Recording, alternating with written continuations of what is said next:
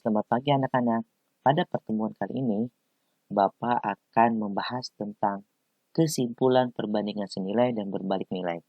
Nah, kita review balik ya tentang materi ini supaya kalian lebih paham. Nah, next pada pertemuan nanti kita akan coba ganti materi, yaitu tentang aritmatika sosial. Yuk kita bahas tentang materi ini, perbandingan senilai dan berbalik nilai. Perbandingan senilai. Yang pertama, perbandingan senilai itu adalah perbandingan dari dua atau lebih besaran di mana suatu variabel bertambah, maka variabel itu akan bertambah pula.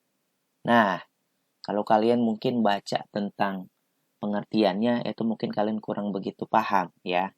Nah, apa saja sih contoh kejadian yang sering termasuk dengan perbandingan senilai? Yang pertama, itu adalah jumlah tabungan dengan waktu penyimpanan. Yang kedua, banyak barang dengan jumlah harga barang.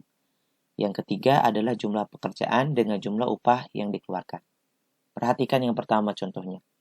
Jika jumlah tabungan dengan waktu penyimpanan, misal nih kalian menabung, ya. Kalau misalnya kalian menabung sehari, 2 hari, 3 hari, maka ketika waktunya semakin lama, maka jumlah atau besaran uang kalian itu akan semakin bertambah. Nah, ini tentang perbandingan senilai. Banyaknya barang dengan jumlah harga itu juga sama, ya. Kemudian, ini adalah rumus perbandingan senilai. Nah, rumus perbandingan senilai itu dia gampang. Itu A1 per B1 sama dengan A2 per B2. Jadi, dia sejajar. A1 dengan B1, A2 dengan B2. Ya, ini rumus perbandingannya. Kemudian yang kedua, perbandingan berbalik nilai itu adalah perbandingan dari dua variabel, di mana suatu variabel bertambah, maka yang lainnya akan berkurang. Ini berbeda ya dengan yang tadi ya. Kalau perbandingan senilai itu variabelnya bertambah, maka yang lain juga akan bertambah. Kalau yang ini, ketika variabelnya bertambah, maka variabel yang lain akan berkurang. Nah, contoh kejadiannya apa saja sih? Yang pertama, itu banyaknya pekerja dengan waktu penyelesaian. Yang kedua, banyaknya hewan dengan waktu penghabisan makanan. Coba kalian bayangkan yang pertama, banyaknya pekerja dengan waktu penyelesaiannya. Ketika misalnya suatu rumah dikerjakan dengan 3 orang, maka waktu penyelesaiannya akan berbeda dengan rumah itu dikerjakan dengan 10 orang. Pasti akan cepat selesai dong. Nah, biar kalian paham, oh ya rumusnya. Rumus perbandingannya yaitu seperti ini. A1 sama dengan B2 sama dengan A1 per B2 sama dengan A2 per B1. Tadi berbeda ya dengan rumus dari perbandingan senilai. Perhatikan.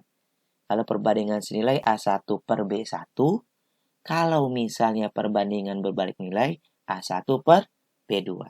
Oke, biar jelas, perbedaannya apa saja sih antara perbandingan senilai dengan berbalik nilai? Ini dia. Kalau perbandingan senilai, yang tadi, kalau variabelnya bertambah, maka yang lainnya ikut bertambah. Artinya sejajar.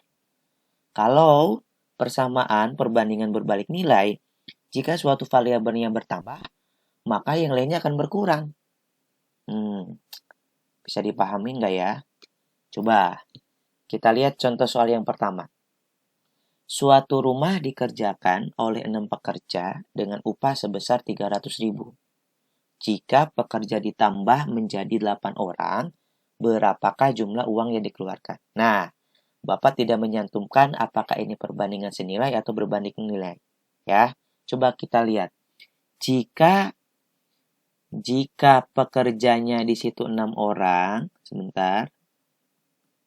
Oke, di sini ada pekerjanya 6 orang. Kemudian dia bertambah menjadi 8 orang. Kira-kira yang tadinya 6 pekerja 300.000, maka kalau menambah jadi 8 orang, kira-kira jumlah yang dikeluarkan kan semakin besar tidak?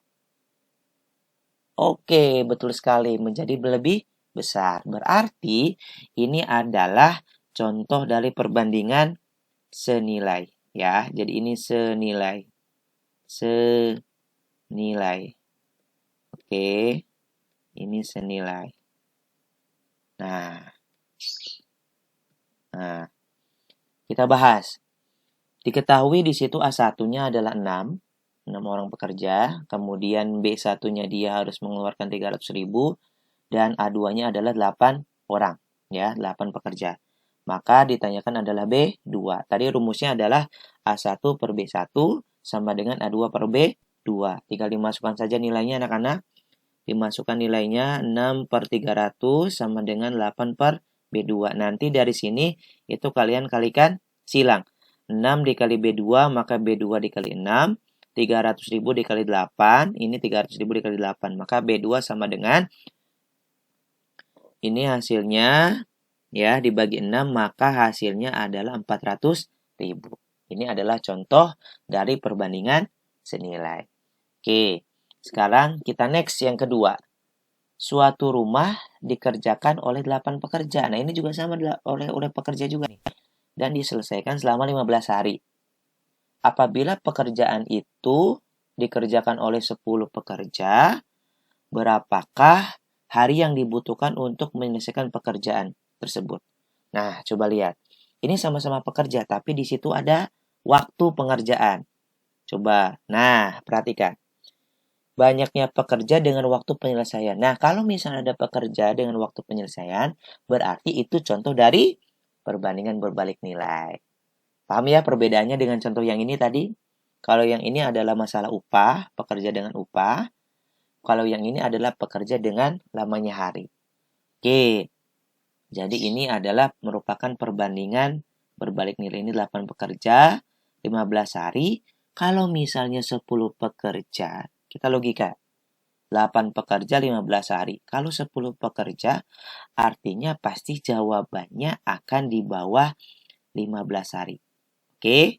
Pasti di jawabannya 15 hari. Nah, maka A1-nya sama dengan 8 pekerja, B1-nya tadi 15 hari, dan A2-nya adalah 10. Ya, 10 pekerja.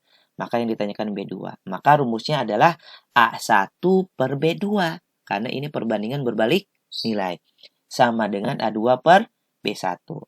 Maka kalian tinggal masukkan 8 per B2 sama dengan 10 per 15.